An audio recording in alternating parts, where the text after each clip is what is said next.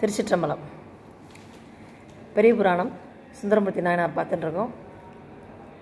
சுந்தரமூர்த்தி நாயனார் இப்போது சங்கிலி நாச்சியாரை திருமணம் பண்ணிக்க ஆசைப்பட்டு ஈசன்கிட்ட போய் முறையிடுற. ஈசனும் அதன்படியே நடக்கிறதுக்காக சங்கிலி நாச்சியாரோட கனவில் போய் இந்த மாதிரி அவன் என்னுடைய அன்பன், நாமே ஆட்கொண்டோம் அவனை, அதனால் அவர் நல்ல ஒரு சிவபக்தன் அடியார் அப்படிங்கும்போது உண்மையிலையும் திருமணம் செய்ய ஆசைப்படுறதுனால செஞ்சுக்கோ, அவனையே திருமணம் செஞ்சுக்கோன்னு சங்கிலி நாச்சியார்கிட்ட சொல்ல. சங்கிலி நாச்சியார் ஒரே வார்த்தை சொல்கிறா. அவர் ஆல்ரெடி திருவாரூரில் சந்தோஷமாக இருக்கிறதா கேள்விப்படுறோமேன்னு அப்போ பதில் சொல்கிறா. அப்போது சிவபெருமான் சொல்கிறார், இல்லை நீ அவன்கிட்ட சத்தியம் வாங்கிக்கோன்னு இவரே தான் எடுத்து கொடுக்குறார். சரின்னு சொல்கிறா. இங்கே வந்து சுந்தரன்ட்ட சொல்கிறா, நான் அவள்கிட்ட பேசியாச்சே, எப்படிலாம் வேலை பார்த்துருக்கார் சிவபெருமான்னு தெரியணும். நான் சங்கிலி நாச்சியார்கிட்ட சொல்லிட்டேன், அவனா நீ சத்தியம் பண்ணி கொடுத்தா, அவளை விட்டு நீங்காமல் இருக்க சத்தியம் பண்ணி கொடுத்தா ஒத்துப்பா அப்படின்னு சொன்னதும் சுந்தரமூர்த்தி நாயனார் ரொம்ப கிளவராக என்ன சொல்கிறார், சிவபெருமானே எனக்கு எல்லாம் பண்ணி கொடுத்த, நீ ஒன்றே ஒன்று பண்ணு, இந்த இடத்துல இந்த மூர்த்திக்கிட்ட தான் அவள் சன்னதியில் தானே சத்தியம் வாங்குவா, அதனால் அப்படி கேட்கும்போது நீங்கள் என்ன செய்யணும், மகிழ மரத்தடியில் போய்க்கோங்க, இங்கே இருக்க வேண்டாம், இந்த ஒரு இடத்துல நீங்கள் நினைக்கணும் எல்லா இடத்துலையும் தானே நீக்க மரம் நிறைஞ்சிருக்கார் அப்படின்னு நம்ம நினைக்கக்கூடாது. அந்த இடத்துல அவரை எஸ்டாப்ளிஷ் பண்ணியிருக்கு அப்படிங்கும்போது அங்கே அவர் இருக்கிறதா ஐதீகங்கிறப்போ அந்த இடத்துல வந்து அவர் சத்தியம் வாங்கும்போது அங்கே இல்லாமல் மகிழ மரத்தடைக்கு நீங்கள் போயிடணும் அப்படின்ட்டு. ஏன்னா அவருக்கு அந்த தெய்வ சாட்சியாக போய் சொல்லக்கூடாது இல்லையா, ஏன்னா இவர் எப்படி இங்கே இருக்க முடியாது. பறவை நாச்சியார்கிட்ட போகணுங்கிறதுனாலும் சரி, இன்னும் ஊராக பயணம் போகணும்னாலும் எப்படி பார்த்தாலும் அவருக்கு போய்த்தான் ஆகணும். அதனால் அவரை வந்து தன்னோட கொள்கையில் அவர் விட்டு கொடுக்க விரும்பலை. அதனால் சிவனை வந்து தனக்கு சாதகமாக பயன்படுத்திக்கணும்னு நீங்கள் நான் அவர் சத்தியம் வாங்குற சமயத்துக்கு ஐயனே நீங்கள் இங்கே இருக்கக்கூடாது, மகிழ மரத்தடைக்கு, அங்கே மகிழ மரம் தான் அங்கே வந்து கோவில், இது தலைமரம். சிவபெருமான் அங்கே சரின்னு சொல்லிடுறார். அப்புறம் என்ன பண்ணுறாரு, விளையாட்டு ஈசனோட திருவிளையாடலுங்கிறதுக்கு அங்கேருந்து அவர் சங்கிலி நாச்சியார்கிட்ட திருப்பியும் போய் கனவில் சுந்தரமூர்த்தி வந்து நாளைக்கு அவர் வந்து அங்கே சத்தியம் வாங்கிக்கும் போது மகிழ மரத்தடிக்கு போக சொல்லியிருக்கான். அதனால் நீ என்ன பண்ணுற, மகிழ மரத்தடியில் வச்சு சத்தியம் பண்ணு அப்படின்னு நீ சொல்லு அப்படின்னு. சரியா? இப்போ மறுநாள் பொழுது பிறந்தது, சரி கல்யாணம் பண்ணிக்கலாம் அப்படின்னு வந்து கேட்கும்போது, நீ என்னை விட்டு நீங்க மாட்டேன்னு எனக்கு சத்தியம் பண்ணி கொடுங்கோ, அப்புறமா நான் அவனை பண்ணிக்கிறேங்கிற சங்கிலி நாச்சியார். எவ்வளோ ஒரு இப்போ பார்க்குற இந்த ட்ரெண்டெல்லாம் பார்க்குறோம் இல்லையா, ஒரு நம்பிக்கையில் எத்தனையோ பேர் கல்யாணம் பண்ணிக்கணும்னு வாக்கு வாங்கிட்டு எல்லாம் பண்ணிட்டு எல்லாம் ஒரு பரஸ்பரம் ஒரு புரிதலில் பண்ணிட்டா கூட எத்தனை பேர் வாழ்க்கை இனிப்பாக இருக்குது. எவ்வளோ பேர் ஏமாத்திரங்கிற நோக்கத்தோடையே காதல் பண்ணுறாங்க. எத்தனை பெண்கள் இதனால் அவதி விடுறா, அவளோட வாழ்க்கை வந்து வீணாக போய் அவள் தனியாக நின்று சாதிக்கிறதுங்கிறது வேற. ஆனால் அந்த திருமணங்கிற பந்தத்தில் ஒரு ஒரு பிளவு, ஒரு அதில் ஒரு நல்ல அபிப்பிராயம் இல்லாமல் போகிறதுக்கு நிறையா இப்போ நம்ம பார்க்குறோம்.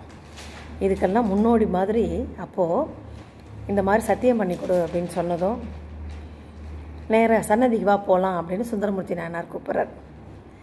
அப்போது சங்கிலி நாச்சியார், ஏன்னா ஈசன் சொல்லி கொடுத்துட்டாரு, அதனால் இங்கே பண்ணக்கூடாது, எனக்கு மகிழ மரத்தடிக்கு பண்ணுற. அப்போவே சுந்தரமூர்த்தி நாயனார் புரிஞ்சுடுறது, ஈசன் ஏதோ நம்மளோட விளையாடல் பண்ணுறாருன்னு சொல்லிட்டு. வேறு வழியே இல்லை, இப்போ மாட்டேன்னு சொல்ல முடியாது. அதோடு இல்லாமல் அதை விட அவள் மேலே கொண்ட காதல் ரொம்ப பெருமையாக ரொம்ப பெருசாக இருக்கிறதுனால எதையாவது சொல்லி இப்போ பண்ணிக்கணும் அப்படிங்கிற ஒரு ஸ்டேட் ஆஃப் மைண்டில் தான் அவர் இருக்க. அதனால் வேறு வழியே இல்லாமல் மகிழ மரத்தடி கழிச்சுன்னு போய் நான் உன்னை விட்டு நீங்க மாட்டேன் அப்படின்னு சத்தியம் பண்ணி கொடுக்குற.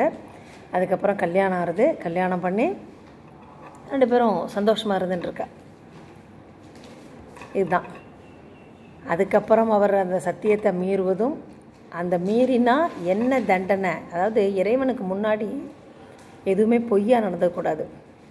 நம்ம பொய்யா நடந்தோம்னா அதுக்கு எவ்வளோ பெரிய ஃப்ரெண்டாக இருந்தாலும் சரி, எவ்வளோ பெரிய உறவாக இருந்தாலும் சரி, அன்பு வழியாக இருந்தாலும் சரி, ஆதரவுக்காக இருந்தாலும் சரி, எப்படி பார்த்தாலும் அந்த ஈசன் வந்து அந்த சத்தியத்தை பிறழ்பவரை இல்லை அவர்கிட்ட யார் இந்த மாதிரி முரண்பாடாக நடக்கும்போது அதுக்கான தண்டனை நிச்சயமாக ஈசன் கொடுப்பான் அப்படிங்கிறதுக்கு இது ரொம்ப நம்ம தெரிஞ்சுக்க வேண்டிய வரலாறுன்னா சுந்தரமூர்த்தி நாயனார் தான். நம்ம நன்னா பார்க்குறோம் சுந்தரமூர்த்தி நாயனாரோடதில் அவர் என்ன கேட்குறாரோ எல்லாமே அவர் செஞ்சு கொடுக்குறார்.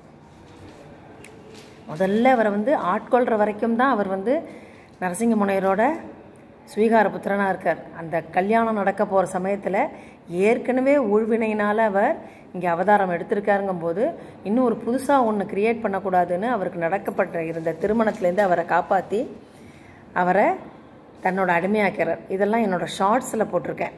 அது சுந்தரமூர்த்தி நாயனார் இது வரைக்கும் நீங்கள் இப்போ தான் பார்க்க ஆரம்பிச்சிருக்கிறதுனால ஃபுல் இதுவாக வர்றது. இது ஷார்ட்ஸில் கதை ஆரம்பத்துலேருந்து வந்திருக்கு. ஸோ சப்ஸ்கிரைப் பண்ணிக்காதவா பண்ணிட்டேன்னா உங்களுக்கு உள்ளே போய் ப்ளேலிஸ்ட்டில் பார்க்கும்போது பெரிய புராணத்தில் முதல்ல ஷார்ட்ஸில் இருக்கும்.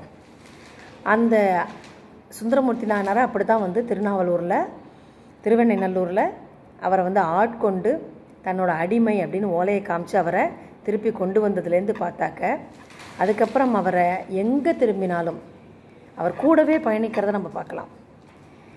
அவர் அப்படியே வரிசைக்கு ஒவ்வொரு ஊராக பாடி பரவி எல்லாம் வரும்போது திருவாரூர் வர்ற வரைக்கும் அவருக்கு முழுக்க முழுக்க கூடவே இருந்ததாகட்டும், திருவாரூரில் வந்ததுக்கப்புறமாகவும் பறவை நாச்சியார்கிட்ட அவரோட திருமணம் முடித்து வைத்ததாக இருக்கட்டும், அதுக்கப்புறம் குண்டையூர் கிழார்ட்டேருந்து நெல் மலையை கொடுத்ததாக இருக்கட்டும், பொதிசோறு கொடுக்கறதா இருக்கட்டும், தண்ணி எல்லாமே அவருக்கு என்ன கேட்குறாரோ அவருக்கு எல்லா இதையும் வசதியும் பண்ணி கொடுக்கறது.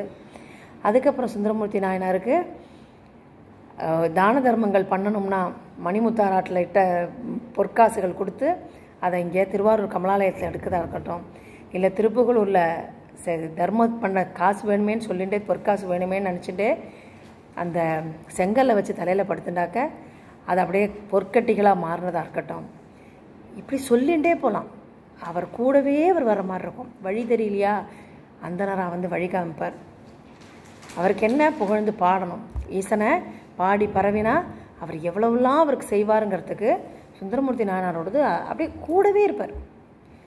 அப்படி இருக்கிற ஈசன் அவர் இப்போ சங்கிலி நாச்சியாரை கல்யாணம் பண்ணிக்கிறதுக்கும் தூது போய் சம்மதிக்க வச்சு பண்ண வச்சு, ஆனால் ஒரு சின்ன அதில் விளையாட்டு என்ன, என்னட்ட வந்து நீ பொய் சத்தியம் பண்ணுறதுக்காக இங்கே இருக்கக்கூடாதுன்னு நீ சொல்கிறியா, அதை நான் ஒத்துக்க மாட்டேன் அப்படின்னு மகிழ மரத்தடியில் போய் கேளுன்னு அங்கே தான் போய் இருக்கிற மாதிரி பண்ணி அந்த மாட்டையும் சொல்லி இவரோட சத்தியத்துலேருந்து பெறலாமல் இருக்கானான்னு பார்க்கறது பார்த்து இப்போ இனிமேல் என்ன பண்ண போகிறார், இவர் எங்கே அடுத்து இது சத்தியம் பண்ணதை மீறி போகும்போது அவருக்கு என்ன தண்டனை கொடுக்குறார், அதுலேருந்து அவர் திரும்பி எப்படி ரெக்கவர் ஆகிறார், திருப்பி பறவை நாச்சியார் போகிறது, இதெல்லாம் அடுத்தடுத்த எபிசோடில் பார்ப்போம். திருச்சிற்றம்பலம்.